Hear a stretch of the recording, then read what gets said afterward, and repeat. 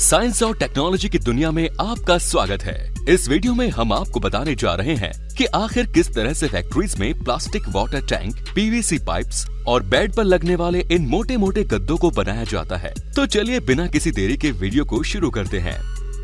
Mattress making process. Mattress यानी कि bed पर लगने वाले मोटे मोटे गद्दों को बनाने के लिए सबसे पहले एक स्टील के पतले वायर का इस्तेमाल किया जाता है। इस स्टील के वायर को एक मशीन में से गुजारा जाता है, जहां इस वायर की छोटी छोटी स्प्रिंग्स बनाई जाती है। फिर इन सभी स्प्रिंग्स को एक कॉटन के हल्के कपड़े में एक मशीन के जरिए पैक किया जाता है। ऐसे ये मशीन इन सभी स्प्रिंग्स को लगातार इस कपड़े में पैक करते जाती है। फिर एक मशीन के जरिए इन कपड़ों में लगी सभी स्प्रिंग्स को आपस में जोड़ा जाता है। इसके लिए इन स्प्रिंग्स को कॉटन की दो सीट के बीच में एक प्लेटफॉर्म पर खड़ा किया जाता है।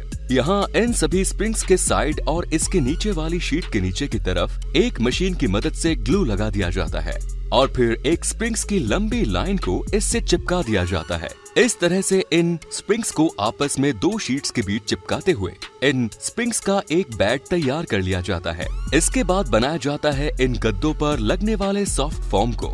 इसके लिए एक प्लास्टिक की फिल्म लगे स्क्वायर फ्रेम में एक स्पेशल लिक्विड को मशीन के जरिए डाला जाता है। ये लिक्विड डालने के कुछ टाइम बाद फूलने लगता है और ये लिक्विड पूरी तरह से फूलकर एक सॉफ्ट फॉर्म बन जाता है। फिर इसे कुछ देर के लिए यूं ही छोड़ दिया जाता है। इसके बाद इस फॉर्म को एक प्रेसिंग मशीन के नीचे रखकर दबाया जाता है। फिर इस फॉर्म को एक कटिंग मशीन पर रखा जाता है। यहाँ इसके खराब किनारों को काटा जाता है।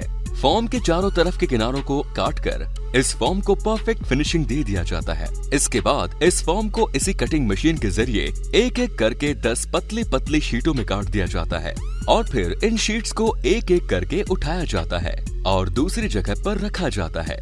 इन सब के बाद तैयार किया जाता है इन गद्दों के ऊपर लगने वाली कॉटन शीट को। इसके लिए एक सिलाई मशीन की मदद से कॉटन शीट को एक अलग टाइप के पतले फॉर्म से जोड़ा जाता है। फिर इस तैयार शीट के एक्स्ट्रा किनारों को एक कैंची से काटकर हटा दिया जाता है और फिर इन किनारों की एक मशीन के जरिए फिर से सिलाई कर दी जाती है। फिर फाइनली इस स्प्रिंग वाले बेड को एक प्लेटफॉर्म पर रखकर इसके ऊपर फॉर्म की एक पतली लेयर को लगाया जाता है।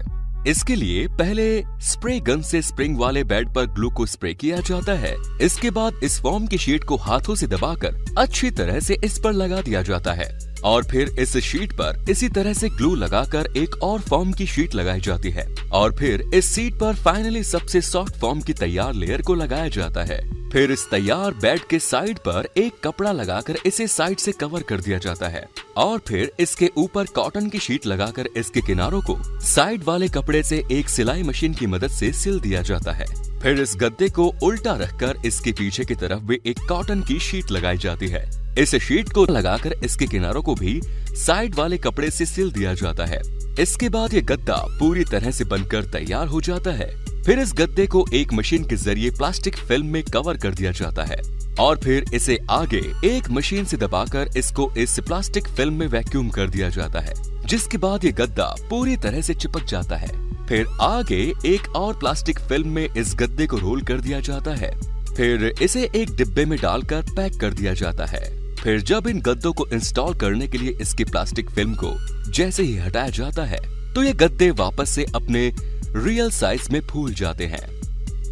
Next is water tank making process. Water tank बनाने के लिए सबसे पहले रॉ प्लास्टिक को एक ग्राइंडिंग मशीन में डाला जाता है, जिसके बाद ये रॉ प्लास्टिक पाउडर फॉर्म में कन्वर्ट हो जाते हैं।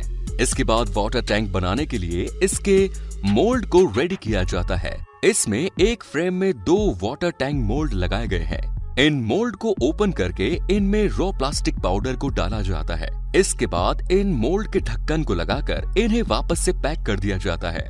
अच्छी तरह से इन मोल्ड को पैक करने के बाद इन मोल्ड को एक क्रेन से उठाकर एक रोटेटिंग प्लेटफॉर्म पर रख दिया जाता है। इसके बाद इनकी रोटेशन स्टार्ट कर दी जाती है और फिर इस प्लेटफॉर्म के नीचे लगे फ्लेम को भी स्टार्ट कर दिया जाता है। इसके बाद इन मोल्ड को अच्छे से इस प्लेटफॉर्म पर उल्टा सीधा घुमा घुमा कर इसे गर्म किया जाता है और इस मोल्ड में कुछ ऐसे हिस्से भी होते हैं जहां फ्लेम की हीट अच्छे से नहीं पहुंच पाती।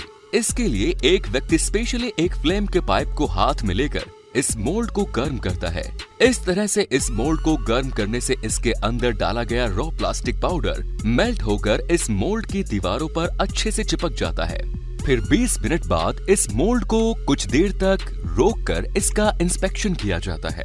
अगर ये वाला प्लास्टिक मेल्ट होकर मोल्ड की दीवारों से अच्छी तरह से चिपक जाता है तो फिर इसमें प्लास्टिक की दूसरी लेयर बनाने के लिए इसमें एक बार फिर से प्लास्टिक पाउडर को डाला जाता है। इसके बाद मोल्ड का रोटेशन फिर से स्टार्ट कर दिया जाता है और फिर से घुमा घुमा कर इस मोल्ड को अगले 20 मिनट तक गर्म किया जाता है और ठीक 20 मिनट बाद इसके फ्लेम और रोटेशन दोनों को बंद कर दिया जाता है। फिर इसे क्रेन की मदद से उठाकर दूसरे रोटेटिंग प्लेटफॉर्म पर रख दिया जाता है। यहाँ इस मोल्ड को कूलिंग प्रोसेस से होकर गुजारा जाता है। यहाँ इन मोल्ड के ऊपर एक वाटर पाइप की मदद से लगातार पानी डाला जाता है ताकि इन मोल्ड को जल्दी से ठंडा किया जा सके।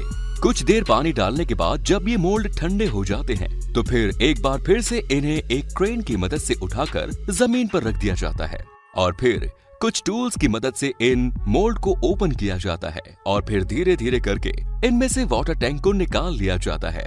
इनमें से वाटर टैंक को निकालने के बाद इनके एक्स्ट्रा प्लास्टिक को काटकर इनकी फिनिशिंग की जाती है।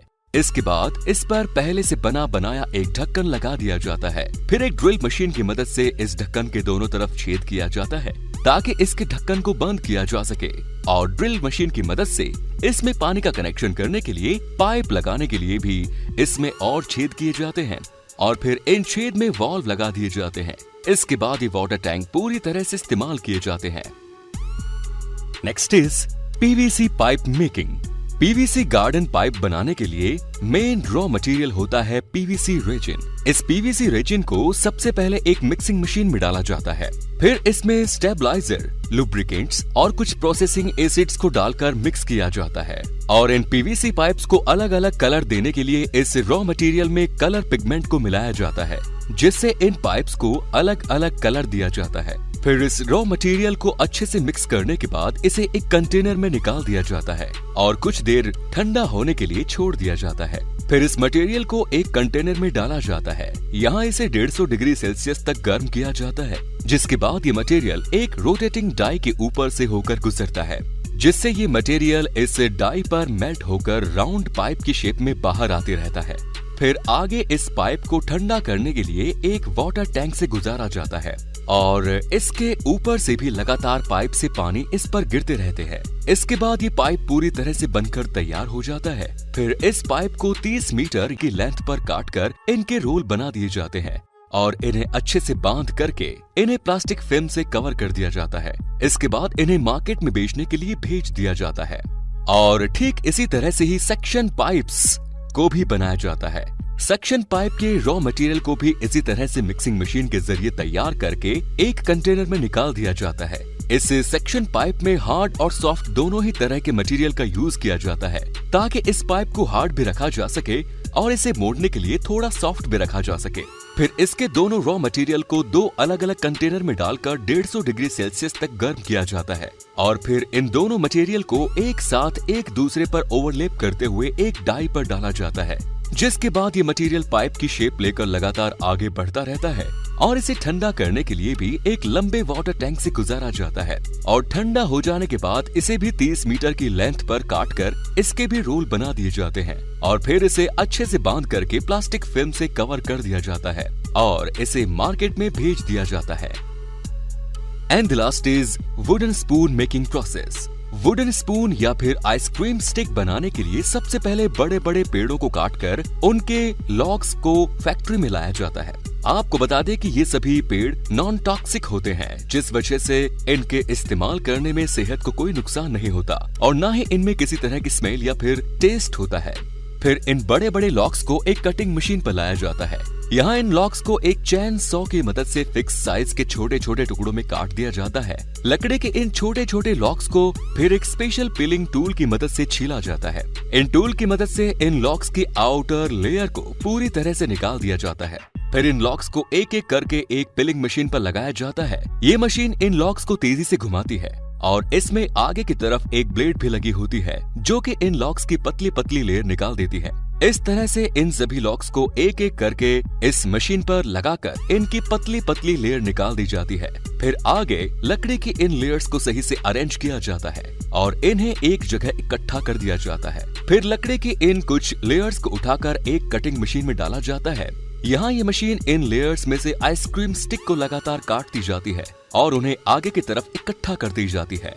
आप देख सकते हैं कि किस तरह ये मशीन इतनी तेजी से इन आइसक्रीम स्टिक को काटती जा रही है और कचरे को इससे अलग भी करती जा रही है।